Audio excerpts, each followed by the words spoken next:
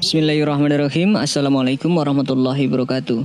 Dalam sebuah kisah dari Anas bin Malik radhiyallahu anhu, diceritakan pernah ada seorang Arab Badui yang memasuki masjid dan ia kencing di salah satu sisi masjid. Namun melihat hal itu, Rasulullah SAW malah membiarkannya karena suatu alasan.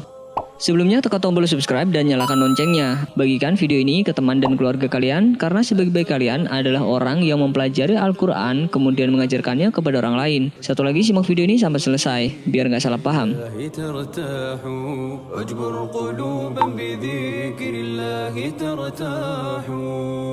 Arab Badui merupakan pengembara asli Arab. Biasanya mereka memiliki perawakan yang khas, yaitu bertubuh tinggi, hidung mancung, dan mempertahankan budaya dan cara hidup mengembara. Orang Arab Badui dikenal sangat jauh dari ilmu agama alias jahil. Maka tak heran mereka sering terlihat dan melakukan hal aneh. Salah satunya kencing di masjid, seperti yang dikisahkan dari Anas bin Malik radhiyallahu anhu. Beliau berkata, seorang Arab Badui pernah memasuki masjid, lantas dia kencing di salah satu sisi masjid. Lalu para sahabat menghardik orang ini. Namun Nabi SAW melarang tindakan para sahabat tersebut. Tatkala orang tadi telah menyelesaikan hajatnya, Nabi SAW lantas memerintah para sahabat untuk mengambil air. Kemudian bekas kencing itu pun disirami. Hadis riwayat Bukhari dan Muslim. Berdasarkan kisah tersebut, Rasulullah SAW sangat enjoy dan bijak dalam memutuskan segala sesuatu. Rasulullah SAW tidak langsung tergesa-gesa memarahi orang Badui yang kencing sembarangan itu. Tetapi beliau justru memilih untuk mencari solusinya, bukan menambah masalah. Selain itu, dari hadis tersebut, ternyata ada beberapa pelajaran yang dapat kita ambil mengapa Rasulullah SAW tidak langsung memarahi orang Arab Badui tersebut.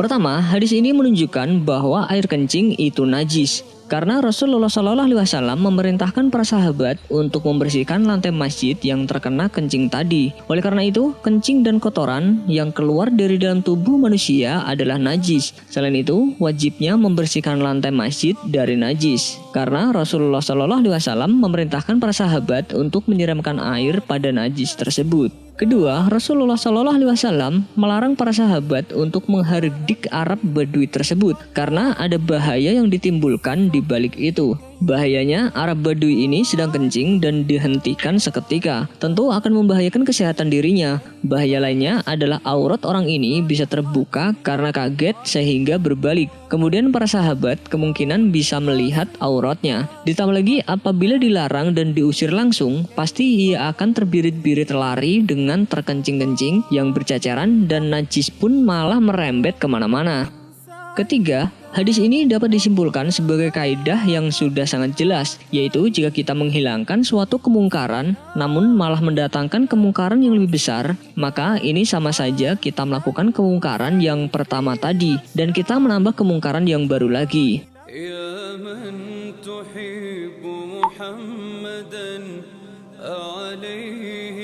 Seperti halnya Rasulullah SAW melarang orang Badui ini, beliau tidak langsung memarahi namun menjelaskan kepada orang Badui bahwa kencing di masjid dilarang karena masjid adalah tempat yang tidak diperbolehkan terdapat kotoran dan najis. Sehingga dengan demikian orang Badui yang sebelumnya belum tahu akhirnya menjadi tahu.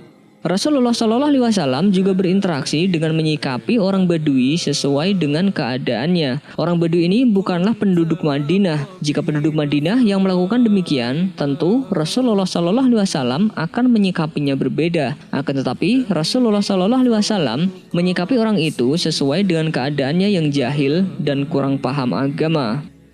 Dan nasihat Rasulullah SAW kepada para sahabatnya di dalam hadis tersebut adalah agar mereka dan kita semua sebagai umatnya tidak mempersulit diri, tetapi hendaknya mereka mempermudah, khususnya ketika berkaitan dengan orang lain. Dengan demikian agama itu bukan mempersulit tetapi mempermudah. Wallahu a'lam bishawab. Wassalamualaikum warahmatullahi wabarakatuh.